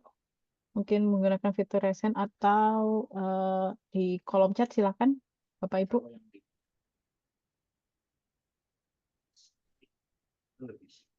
Tapi saya mau nanya nih Pak, tapi kalau misal kan kalau pakai smoke detector itu ada ininya nggak Pak, batas ketinggian? Misal kalau kita pakai gedung atau yang tinggi atapnya, itu apakah Ada, bisa Pak? ada, ada. Maksimal Jadi berapa meter? ada jenis tinggiannya. Bahkan Mm-mm, kalau misalnya berbicara dengan gudang ya, saya pernah ke mm-mm, gudang gudang Lazada atau di Depok itu gudangnya mm-mm, 1 hektar mm-mm, tuh 200 meter lebih 200 meter kali 60 mm-mm. meter tuh. Itu kalau saya 200 pasti meter kali seperti itu waduh, gimana kan banyak. Ada sampai teknologi yang besar. namanya pakai laser loh, Hmm, ujung-ujungnya. Jadi ini pakai laser, mm-mm, nggak kelihatan lasernya. Itu dia mm-mm. bisa mendeteksi asap. Jadi nggak harus bentuk smoke detector biasa, tapi ada Ah, teknologi yang lain itu yang bisa ah. eh, melakukan hal yang sama gitu. Jadi dia Oh, hanya pasang beberapa laser saja untuk ah. luas sekian ribu meter persegi gitu. Oh, berarti pakai pakai apa nih teknologi laser tadi itu ya Pak ya? Pakai teknologi laser tadi Bu, iya. Jadi sekarang teknologi kan udah maju ya, udah banyak Mm. teknologi yang lain dan sebagainya. Bahkan ada, Halo Pak Gatot? ya halo, Oh, iya, iya. Tadi ya kan? Jadi sempat. ada kamera CCTV yang bisa mendeteksi ada api. Kalau sekarang kan kita pakai face Oh, recognition ya. Nah, iya ini iya iya CCTV iya. dilengkapi dengan dia bisa mendetek kalau ada api atau enggak. Ah, ah, ah. Ntar Itu. dia akan Jadi berbunyi seperti sirine gitu ya mungkin ya Pak ya. nanti kayak sama Oh, kayak deteksinya itu.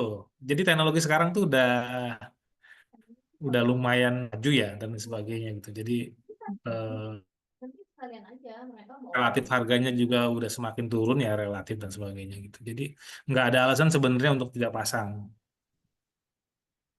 ini Pak tadi dari Pak Nur Afriade Pak tadi minta ini aturan-aturannya minta juga dimasukkan Pak ke web 3SM. Jadi Bapak nanti kan mesti ngasih materi. Minta Oke. tolong di Oke. aturan-aturannya Pak.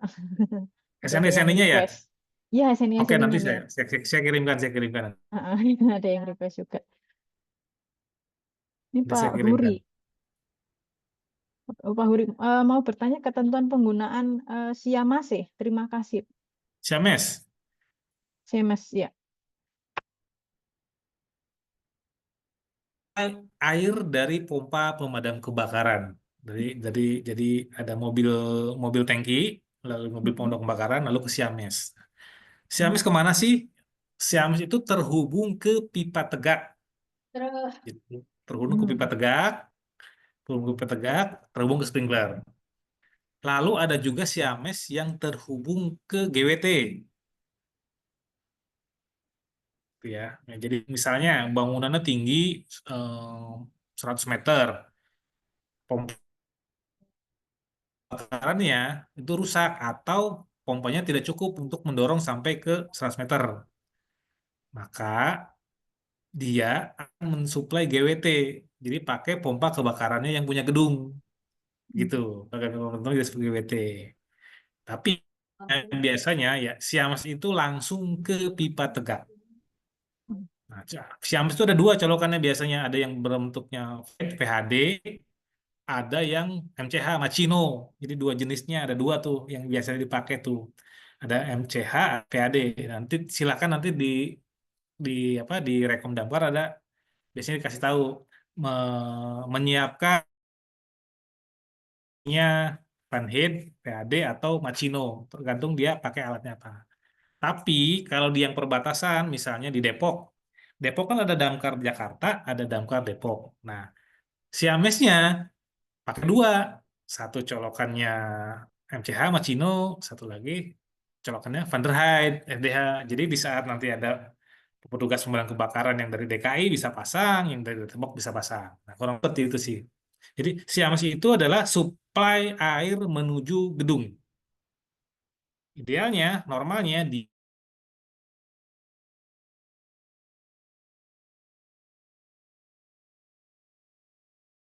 misi dari GWT. Itu.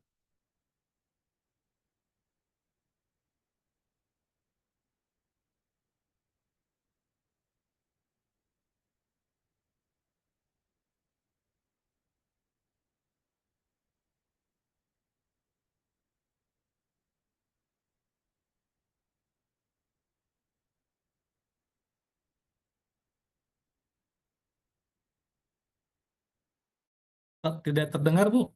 Maaf suaranya. Nah, ya, maaf. Nah, Halo Pak. Ya Pak. ya, Ya, halo. Sudah terdengar ya Pak ya. Tadi saya bertanya ini Pak. Tadi kan dari tadi kita tentang gedung baru. Nah, bagaimana kalau persyaratan untuk gedung yang direnovasi Pak? Mungkin sebelumnya dia tidak ada untuk pemadam kebakarannya. Terus setelahnya kan harus ada kan ya Pak ya? Nah, itu bagaimana Pak? jadi Apa perlu? ada juga Bu di peraturan itu ada untuk Mhm, bangunan gedung yang sudah ada atau mhm, bangunan gedung yang baru. Kalau yang baru kan mhm, wajib. Yang mhm, apakah bangunan gedung yang lama itu harus wajib. Jadi mhm, berlaku surut sih sebenarnya Bu. Jadi mhm, apakah bangunan gedung yang lama kalau kebakaran apa nggak boleh kebakaran itu atau nggak bakal terjadi mhm, kebakaran kan enggak. mhm, Jadi diberlakukan yang sama, cuman memang ada beberapa ada beberapa kriteria misalnya kita tidak mungkin pakai sabuk kebakaran kalau mhm, gedungnya kan biaya, tapi kita bisa nambah alarm, fire alarm bisa ditambah diperbanyak atau APAR pun mhm, juga bisa diperbanyak. Nah, mhm, terus ada lagi di peraturan ini yang paling penting adalah ada yang namanya manajemen kebakaran Bu, MKKG, manajemen keselamatan kebakaran gedung, di mana manajemen atau orang-orang penghuni itu wajib memiliki awareness atau pengaturan. Kalau terjadi ini maka harus itu, siapa yang bertanggung jawab, siapa yang evakuasi, kemana evakuasinya, itu yang jauh lebih mhm, penting daripada sistem proteksi aktif ataupun pasifnya. Jadi ada mhm, juga peraturan yang di situnya Bu, tadi di Permen PU juga.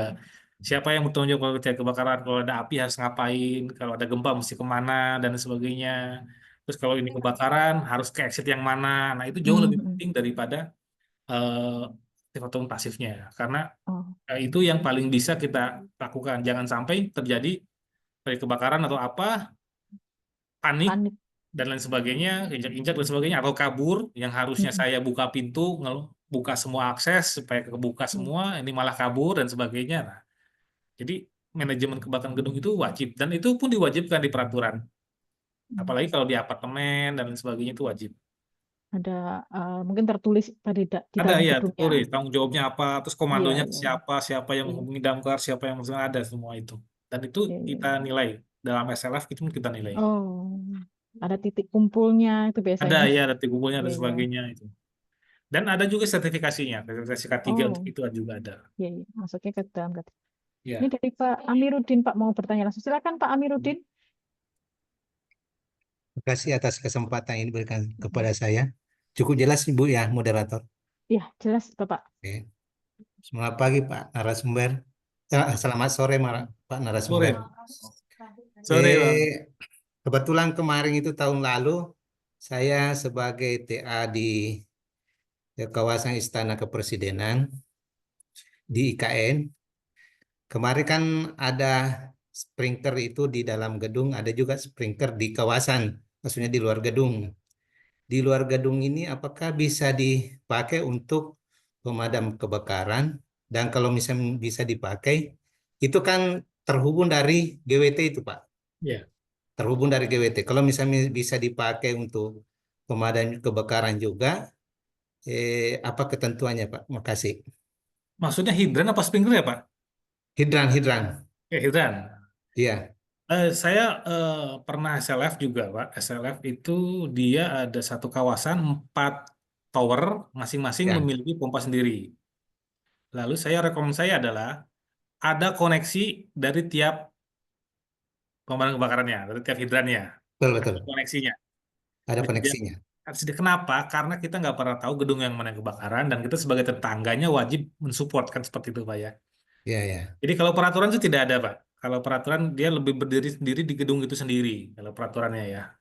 Tapi kalau saya sebagai tenaga dan sebagainya, saya suka merekomendasikan termasuk juga alarmnya.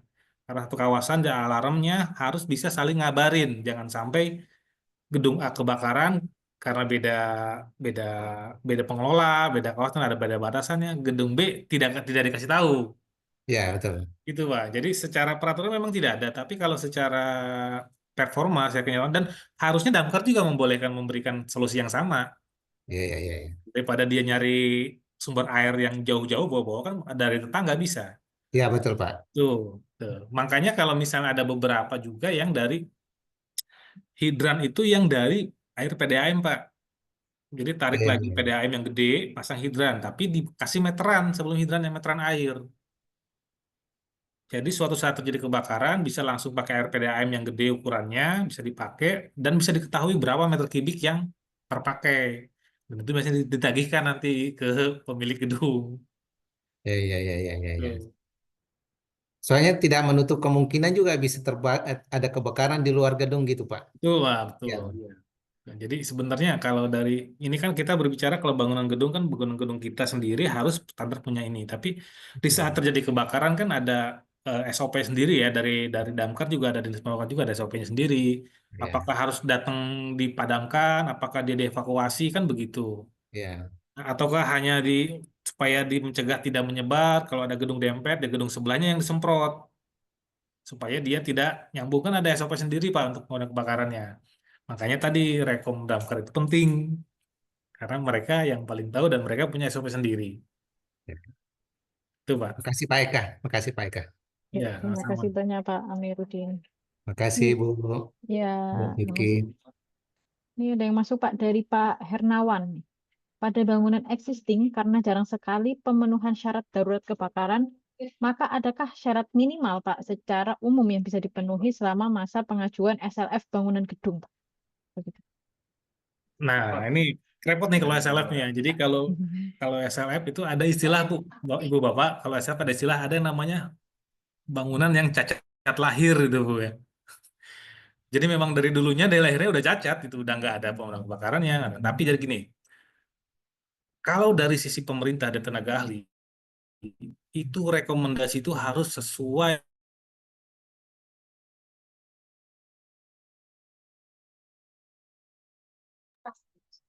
Halo Pak, peraturan. Halo, halo, terdengar Bu? sudah dapat dengar. Jadi kalau sebagai tenaga ahli itu harus menilai objektif secara peraturan, peraturan-peraturan yang berlaku. Jadi kalau peraturannya bilang nggak boleh ya nggak boleh, tidak boleh tidak boleh. Gitu. kita harus sesuai dengan peraturan itu karena itu produk hukum, gitu Bu ya. Tapi nanti kan ada kebijakan. Nah, jadi dari bidang biasanya kebijakan itu bukan dari tenaga ahli, biasanya kebijakan datangnya dari pemerintah terkait. Apakah pemerintah terkait kan memberikan suatu kebijakan atau tidak terhadap bangunan yang cacat air itu? Misalnya tadi safnya cuma satu, sedangkan kewajibannya dua. Apakah harus nambah satu saf lagi? Kan begitu. Oh, nggak usah karena safnya terlalu berat dan sebagainya. Tetapi jumlah sprinklernya ditambah, jumlah aparnya ditambah, misalnya seperti itu. Atau manajemen kebakaran gedungnya diperbaiki dan lain sebagainya. Lalu ada biasanya kalau pemerintah daerah itu ada kesanggupan materai bahwa manajemen gedung bertanggung jawab penuh terhadap ini. Kita udah tahu, manajemen itu tahu bahwa bangunan itu adalah cacat ya, maksudnya tidak sesuai dengan peraturan, tapi kita bertanggung jawab terhadap kita, sehingga jika terjadi sesuatu yang bertanggung jawab penuh adalah manajemen gedungnya, bukan pemerintah daerahnya, bukan TPA-nya, bukan tenaga ahlinya, karena tenaga ahli pasti sudah memberikan rekomendasi-rekomendasi sesuai dengan peraturan dan keahliannya. Hanya saja dari pihak owner mungkin merasa keberatan atau karena terlalu mahal dan sebagainya kan itu. Makanya ada surat keterangan dari manajemennya tuh, bahwa menyatakan bahwa memang bangunan kita tidak memenuhi syarat, tapi kita sudah melakukan ini untuk bisa lebih memperkecil resiko kebakaran. Kurang lebih seperti itu sih Bu. Bapak.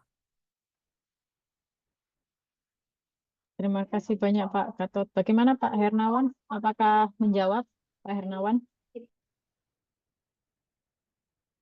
Mungkin ada lagi yang mau bertanya Bapak Ibu. Mungkin menggunakan fitur raise hand atau mungkin di kolom chat. Nanti akan saya bacakan di kolom chat.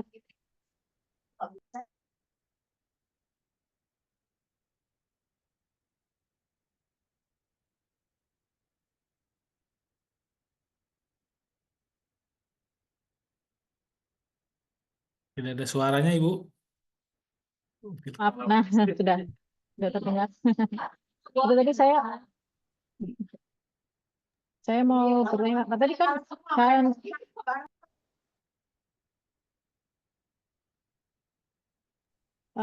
bentar Pak, saya tadi bertanya kan tadi kan kalau gedung renovasi, bagaimana kok renovasi yang ada nilai apa namanya Sejarahnya budayanya ya Bu Pak? ya.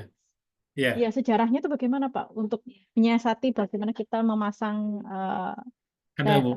alat-alatnya itu? Gedung bersejarah justru harus lebih ekstra Bu. Harus lebih jangan terbakar kan daripada gedung-gedung ini kan. Ya, itu dah. Dan gedung sejarah kan jarang yang lantainya banyak ya Bu ya. Ya, biasanya itu ditambahkan justru harus lebih aman. Jadi teknologi sekarang tuh maju kok Bu. Ada teknologi sprinkler yang pakai nggak isinya bukan air, ada yang gas, salon dan sebagainya. Oh, Ada gas yang lain tergantung ada orang atau tidak dan sebagainya yang lebih heeh, ramah. Kadang-kadang kalau misalnya kita misalnya ke ruang server ya komputer heeh, itu heeh. kan tidak ada air Bu. Iya iya iya. Jadi water isinya adalah fire surface-nya itu pakai gas. Hmm. Gasnya itu gas halon, gas lain dan sebagainya. Jadi teknologi sekarang tuh udah lumayan inilah, udah lumayan maju lah. Jadi masih pasti bisa pakai solusi secara teknik. Tinggal nanti biayanya berapa kan begitu ya Iya iya. pertanyaan kan. Yang jelas ya harus karena dia cagar budaya ya justru harus lebih dilindungi. Tapi kalau cagar budaya yang bisa tanpa terbakar kayak candi-candi dan lain sebagainya kan nggak ada pembakaran ya. Tapi dipasang penyalur petir. Oh iya iya. Pasang penyalur petir Bu. Itu pasang. Sempat nggak ada. Tapi kalau bangunan-bangunan yang lain kan kebanyakan cagar budaya kan jarang yang mudah terbakar ya. Iya iya iya. Kan begitu. Iya, kita harus lakukan pencegahan kebakarannya. Berarti sprinkler tuh nggak hanya isi air ya, bisa isi gas juga ya Pak ya? Bisa, Bu. Dan bisa Oh, kosong juga.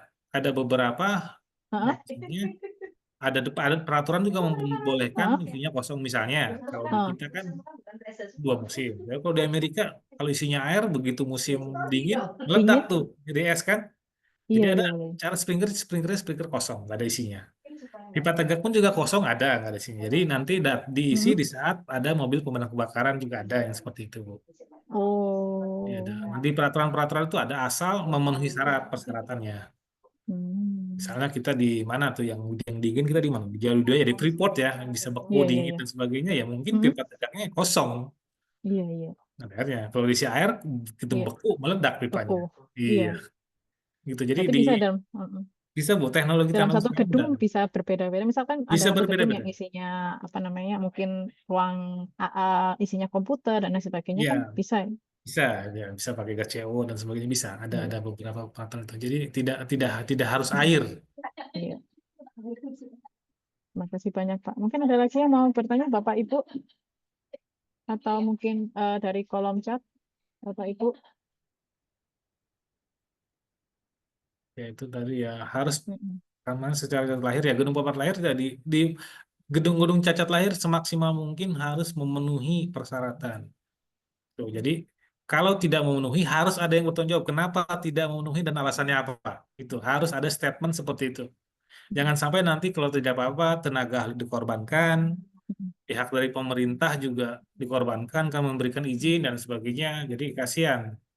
Sedangkan kita sudah tahu dan segala macam. Jadi kalau ada yang itu kita bikin rekomendasi, kita berikan. Jangan sampai kita nanti dikejar-kejar tanggung jawabannya gara-gara kita tidak merekomendasikannya. Kalau kita merekomendasikan kepada pemilik kan nanti tanggung jawabnya kan beralih ke pemilik.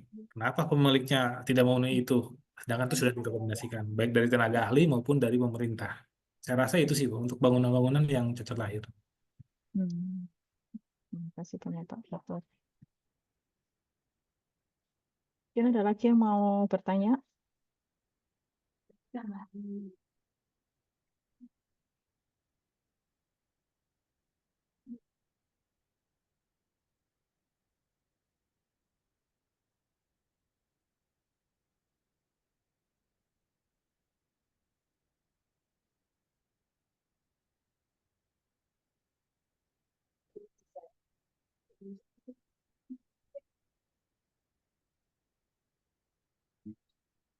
Ada lagi yang mau bertanya? Mungkin Tidak ada kalau lagi. ini nanti saya kirimkan Bu ya Iya, standar-standarnya ya.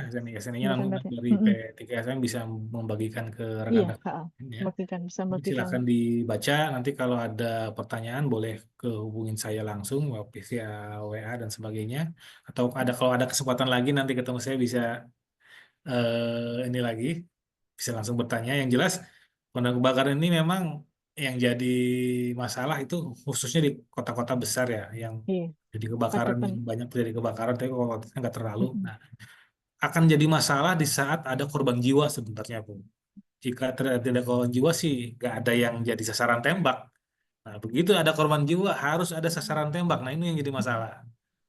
Ini yang jadi masalah nih. Harus ada sasaran tembaknya itu. Nah, itu yang akan merepotkan kita. Nah, apalagi kalau kita sebagai seorang tenaga ahli atau apa, harusnya sih kita sudah bisa memberikan pengertian itu ke owner ya, ke pemberi kerja bahwa sesuai peraturan ini, peraturan itu, dan memberikan saran itu baik dari dokumen perencanaan maupun di gambar proyek dan sebagainya.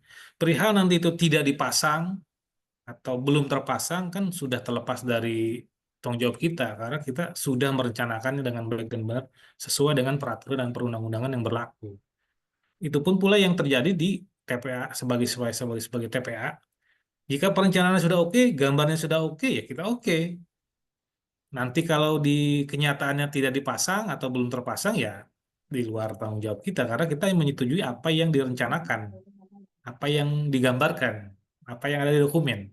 Masalah nanti dia gara-gara efisiensi nggak dipasang atau pompanya dipasang satu atau sprinkler dipasang setengah ya itu bukan bukan jadi tanggung jawab kita lagi sebagai perencana maupun sebagai tenaga ahli TPA dari pemerintah. Itu ya yang harus kita pegang ya. Jangan sampai nanti kita bermasalah di kedepannya. Ini ada yang bertanya Pak dari Pak Hadirin. Silakan Pak Hadirin. Oke, terima kasih Pak. Terima kasih Mbak Wilky yang sudah ngasih waktunya. Terima kasih Pak Moderator, Pak Gatot. Mungkin ada beberapa yang saya tanyakan ini. Yang pertama itu dalam perencanaan gedung itu kan biasanya sudah ada syarat-syarat untuk pencegahan ya, proteksi kebakaran. Nah, dalam perencanaan ini apakah sudah dikonsultasikan ke pihak yang berwenang dalam hal ini? Nggak tahu siapa ya yang punya kewajiban, terutama yang memberikan izin mendirikan gedung harusnya Damkar, ya. Bu, Damkar. D- Damkar, Pak. Damkar Damkar. ya. Ya, ada Ya. rekomendasi teknis dari Damkar biasanya keluar pas saat pengurusan PBG. Nah, itu seharusnya kan desainnya itu dicek betul gitu Cek kan, ya, apa betul. ini yang Ya, dilakukan oleh swasta maupun pemerintah ya. betul, Harusnya betul. kan sudah gitu. Nah, kalau itu belum dipenuhin, mestinya kan nggak keluar izin ya atau Ya, betul, IMB Pak. ya. Betul, Nah, betul.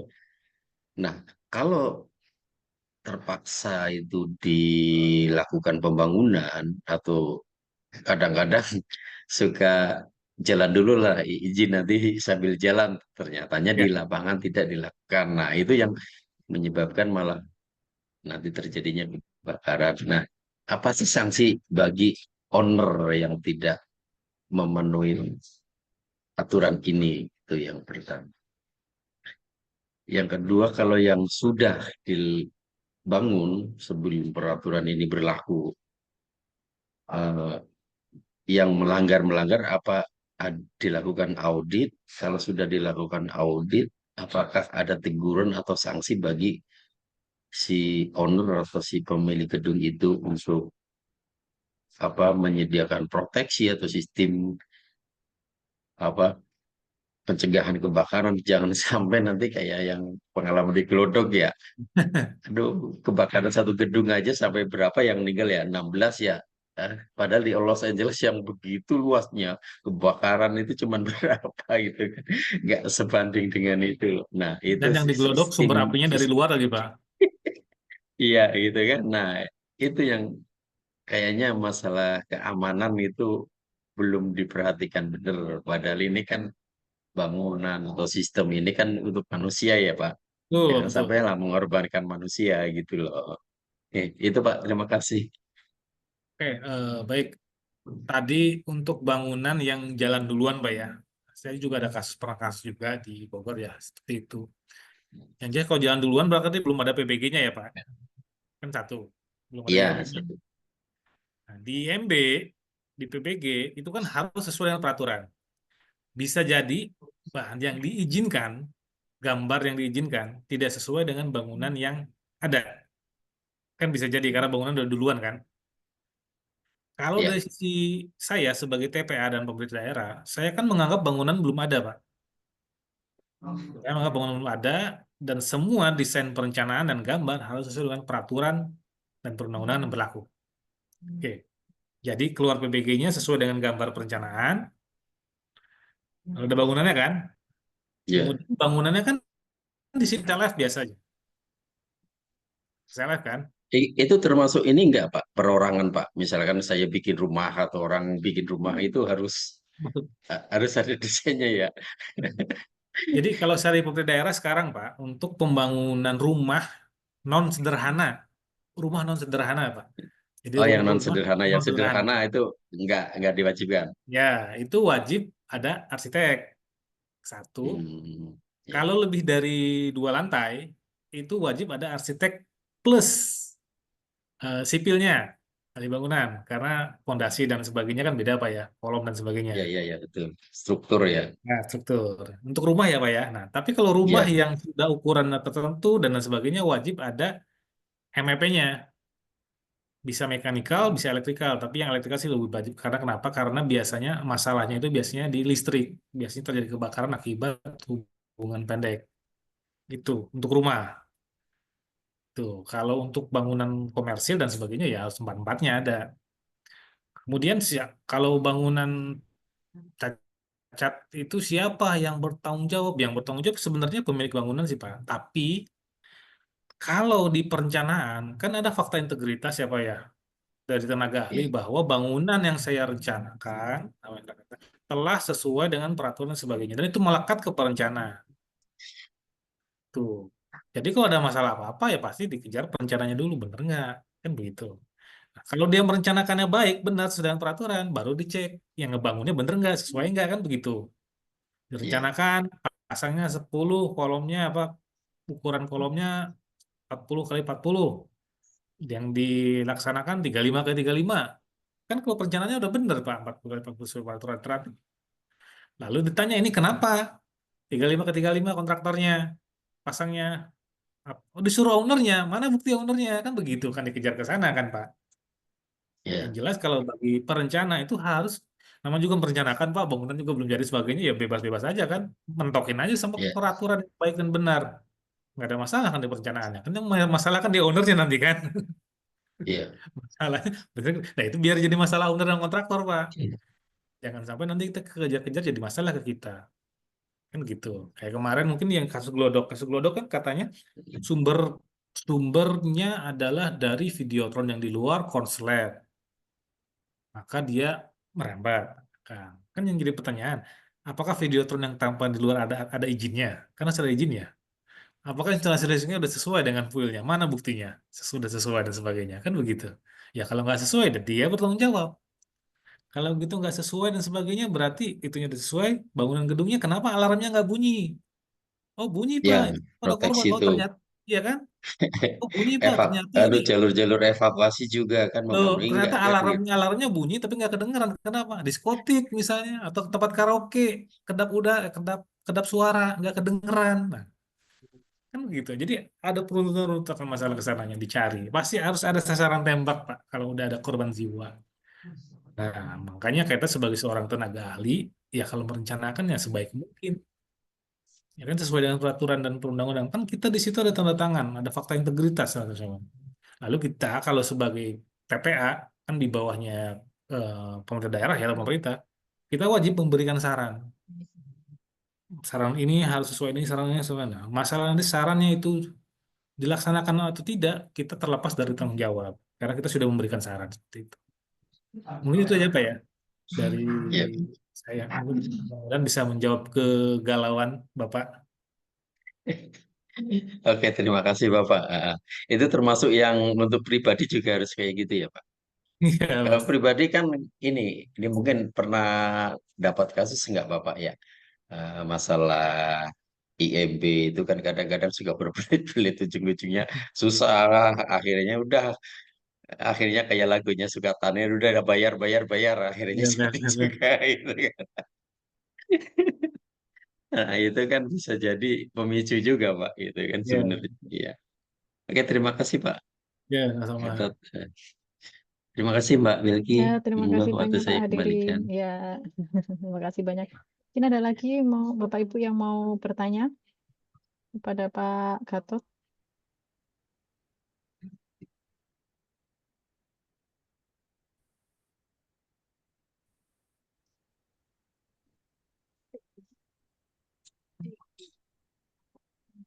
Ya, silakan.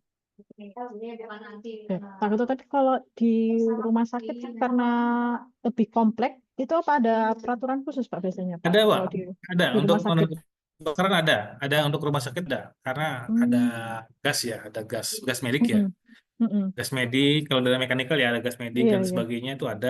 Lalu untuk evakuasinya itu juga ada RAM dan sebagainya, itu ada untuk rumah sakit. Hmm, Nah, di rumah sakit juga ada ketentuan, beberapa ketentuan mungkin mm-mm, agak ini yang jadi sering jadi pertanyaan, masalah RAM, mm.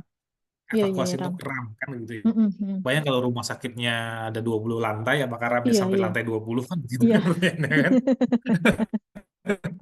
Sekarang rumah sakit tinggi-tinggi ya 8 lantai, Iya, atau segala iya. macam ya. Sekarang rumah sakit tinggi-tinggi. Ya kan? Nah, itu RAM itu di peraturan itu ada, tapi Mm-mm, tidak menentukan jumlahnya ada sampai mana. Itu Bu. Jadi mm, kadang-kadang masih abu-abu juga. Tapi ada beberapa kesepakatan bahwa RAM itu hanya sampai ruang OK, ruang operasi. Jadi kalau mm, ruang operasinya lantai 3, ya RAM lantai 3. Kenapa? mhm, Karena untuk evakuasi, kalau udah rawat inap, itu pasien mm, dianggap mampu ke tangga darurat. mm. Tangga darurat lebih aman. Kenapa kalau nggak pakai RAM? Kalau pakai RAM, siapa yang dorong? Penuh Pak. Iya, siapa yang dorong bed itu? Kan Iya, minimal iya, harus 2 orang. iya. Cukup nggak orang-orangnya di situ? Kan nggak. Terus kan ada evakuasi itu kan ada prinsip bahwa selamatkan yang paling besar kemungkinan Mm-mm, selamatnya. gitu kan. Jangan sampai kita menyelamatkan orang yang susah selamat, kita sendiri jadi nggak selamat kan begitu. Iya. Ya, akhirnya kesepakatan ya, saya peraturan sih, kalau peraturan memang ada wajib ram, tapi nggak tahu sampai mana ramnya dan sebagainya, hanya jenis-jenis evakuasi ada yang pakai ram, ada yang pakai darurat, dan segala macamnya. Tapi untuk rumah sakit biasanya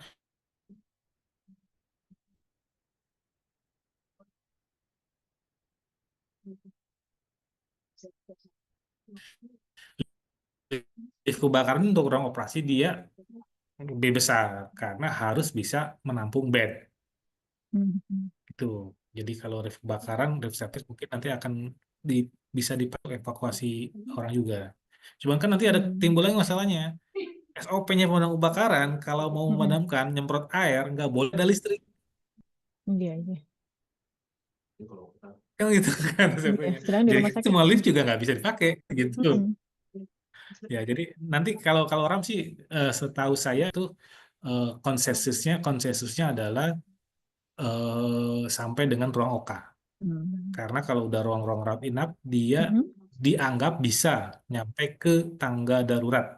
Bisa ya sampai tangga darurat, kan tangga darurat relatif Iya. gitu. Kan ruang operasi selalu diletakkan dia mungkin lantai kedua atau lantai ketiga biasanya di dalam rumah Iya, sakit ya. betul. Dan Nggak ruang operasi sampai. kan orang nggak sadar, jadi dia nggak mungkin nyalakan sendiri gitu. Iya, Kayaknya bisa iya. didorong gitu. Orang OK itu biasanya ya lantai 2, lantai 3 nggak bakal lebih dari itu karena memang itu Tapi iya. harus wajib RAM. Ya. Iya. Tapi mungkin ada peraturan khusus rumah sakit mungkin pembangunan rumah sakit gitu ya Pak.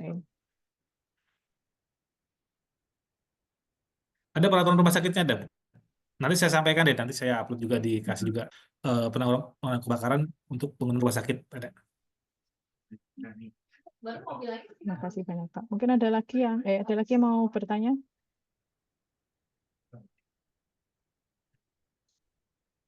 Mungkin kalau tidak ada lagi yang bertanya, mungkin kita cukupkan sampai di sini. Mungkin Pak Gatot mungkin ada closing statement dari Pak Gatot. Silakan Bapak.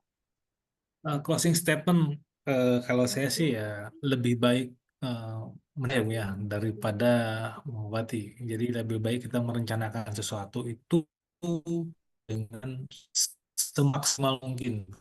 Merencanakan kan nggak ada apa-apa, Bu. Hanya pikiran kita aja supaya nanti ke depannya aman buat kita, aman buat produk kita, dan aman buat semuanya. Terima kasih.